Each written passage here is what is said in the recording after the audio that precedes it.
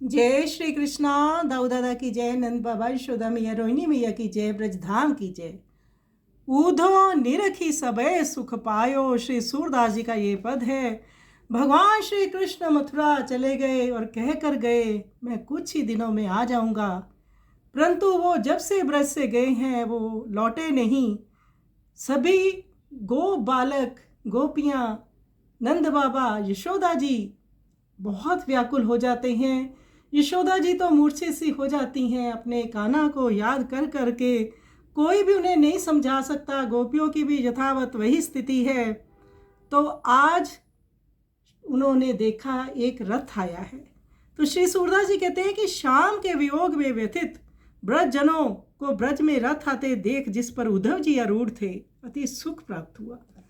अत्यंत सुंदर सुजान अच्छे कुल के कुलीन व्यक्ति को देखकर समझ गए कि इन्हें मथुरा से श्याम सुंदर ने भेजा है। सभी ये जानकर हर्षित हो रहे हैं कि ये कुछ अच्छा संदेश श्याम का सुनाएंगे। जिस संदेश को सुनकर हमें सुख प्राप्त होगा वह अपने हृदय में भी यही मना रहे हैं कि संदेश में यही होगा कि ब्रज के चंद्र श्री कृष्ण चंद्र जल्दी ही ब्रज आएंगे। सभी ब्रज के स्त्री पुरुषों ने दौड़ दौड़ कर रथ को घेर लिया। नंद बाबा ने उन्हें अपने भवन में ले गए और अपने हाथों से पकड़कर उन्हें रथ से नीचे प्रेम पूर्वक उतारा। उनके चरणों को धोकर अपने भवन के भीतर ले गए और बारंबार प्रेमवश कहने लगे कि आज का दिन धन्य है, धन्य है।